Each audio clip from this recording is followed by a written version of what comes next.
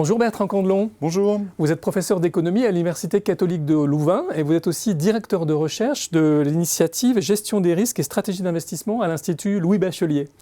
Alors avec Sami Ben Nasser et Quentin Lajoni, vous avez co-signé un document de travail du Fonds monétaire international qui évalue l'impact de la taille de la finance et qui est intitulé « Maîtriser le développement financier pour réduire les crises ». Alors, est-ce que la taille du secteur financier peut devenir dangereuse pour l'économie ?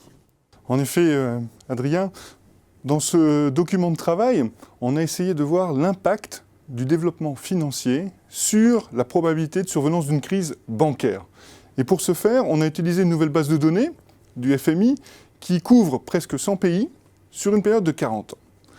Et on a fait notre analyse, on a montré qu'en effet, qu'il y avait un effet déstabilisateur du développement financier sur les marchés, sur les crises financières. Et donc, on est allé encore un tout petit peu plus loin. On a essayé de voir si c'était un développement financier global ou c'était plutôt un développement financier sur les marchés ou sur les intermédiaires financiers, alors je veux dire les banques, les assurances ou les fonds. Et on s'est rendu compte que l'impact déstabilisateur, c'était plus sur les intermédiaires, mais que globalement, les deux côtés entraînaient une probabilité importante de crise financière à un horizon de 1 à 2 ans. Ouais, donc c'est assez rapide en fait quand la finance se développe. Est-ce que ça veut dire qu'il faut brider tout simplement la finance ? Alors, si on regarde ces résultats, la réponse est claire, oui, mais on a regardé encore un petit peu plus précisément les résultats, parce qu'on a décomposé ces indicateurs financiers, de développement financier, en 3 aspects. Un aspect de profondeur, donc de taille du marché, un aspect d'accès, combien de personnes peuvent avoir accès au marché financier, et un aspect de rentabilité. Et on a aussi regardé si pour les pays développés, avancés, et les pays émergents. Et on se rend compte que pour les pays avancés, l'effet déstabilisateur est entraîné par une augmentation de l'accès au marché financier, alors que la rentabilité des intermédiaires tend à diminuer la probabilité de crise. Ce qui est intéressant, c'est que pour les pays émergents, on a un résultat complètement contraire.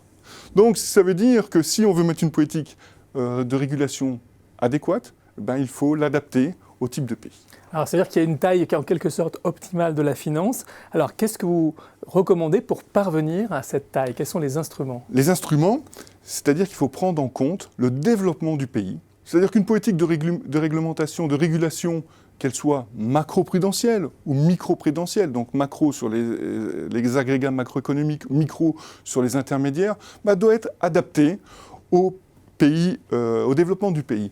C'est-à-dire que pour les pays avancés, il faut en particulier limiter quelque peu l'accès aux intermédiaires financiers. On voit par exemple sur le marché de l'immobilier, on crée une bulle sur le prix de l'immobilier. Une bulle, ça veut dire qu'à un moment, ça va éclater. Donc il faut limiter cet accès. Par contre, pour les pays émergents, il faut accroître l'accès sur les marchés financiers, c'est-à-dire augmenter ce qu'on appelle l'inclusion financière, que chaque personne, chaque petite entreprise puisse avoir accès, de manière à stimuler l'activité.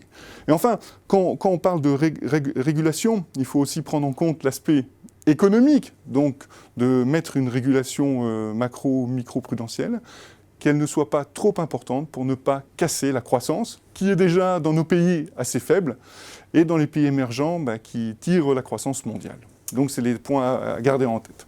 Merci beaucoup Bertrand Candelon pour d'être venu nous parler de votre recherche sur la financiarisation, mais aussi l'inclusion. Merci.